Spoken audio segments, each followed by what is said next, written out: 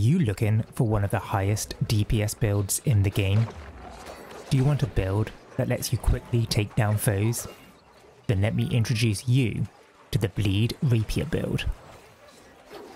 The Bleed Rapier build is a DPS build focused on dealing high damage through use of the Rapier, whilst providing damage over time and utility through use of an Ice Gauntlet.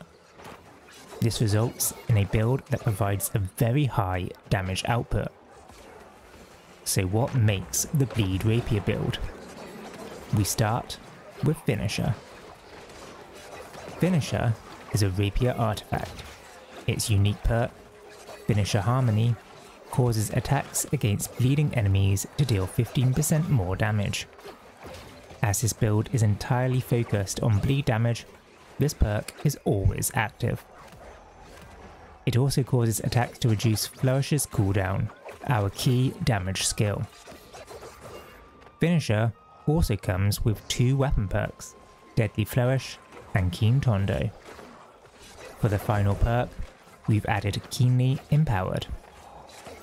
For our second weapon, we are using an Ice Gauntlet.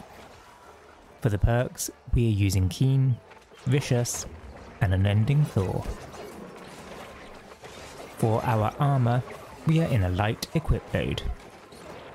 For our chest, we are using Nimble Coat. Nimble Coat's unique perk, Highly Refreshing, reduces max cooldowns by 8%. This is key in the build, as it allows us to spam our skills on repeat. Nimble Coat comes with Refreshing and Health. For the final perk, we've added Enchanted Ward. For our helm and gloves, we are using Enchanted Ward, Refreshing, and Health. For the legs, we're using Enchanted Ward, Refreshing, and Thrust Conditioning. And for our boots, we're using Enchanted Ward, Thrust Conditioning, and Leeching Flurry. Leeching Flurry provides us with lifesteal and invulnerability when using Flurry, which is key to help with survivability in this build. For our amulet, we are using health and an element protection perk that matches the element of the mutation we are doing. For the ring, we are using Hearty, Thrust Damage, and Leeching. For the earring, we are using Healthy Toast, Refreshing Toast, and Healing Heart. For our attributes, we are using 350 Int and 250 Dex. 350 Int boosts both our Ice Gauntlet and Rapier damage, and provides the attribute threshold bonus of plus 10% to ability damage. The aim of the build will be to use our Rapier abilities non-stop, which will all benefit from the extra 10% damage. 250 Dex boosts our Rapier damage further, as Rapier scales with both Int and Dex. With this build, we are focused on high damage, so are putting no points into con. This makes the build very glass cannon, so be prepared to utilise the Leeching Flurry perk and the dodge button. For a version with more survivability and less damage, we can move some of the points from Dex into con. For our skills on the Rapier, we are using Tondo, Flourish and Finish, and Flurry.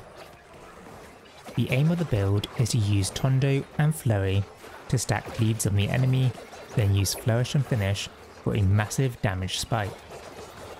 The main combo we will be aiming to use is Tondo into Flurry, into Tondo, into Flurry, into Flourish and Finish. This often results in Flourish and Finish outputting upwards of 30k damage.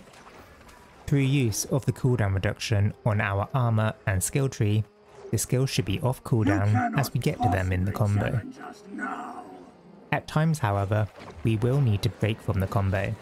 We might need to dodge an attack, move to a different target, use Flourish earlier on a low health target, or use a Flurry earlier for the lifesteal and immunity.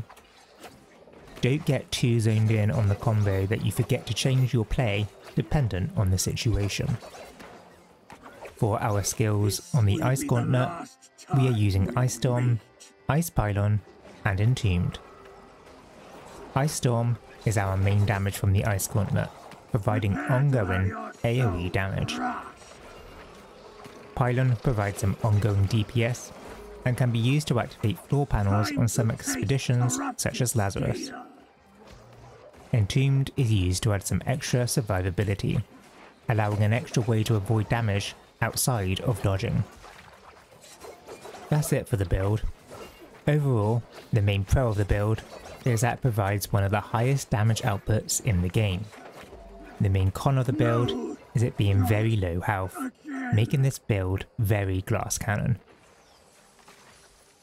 That's it for the video. If you have any questions about the build, drop a comment below and I'll get back to you. Thanks for watching.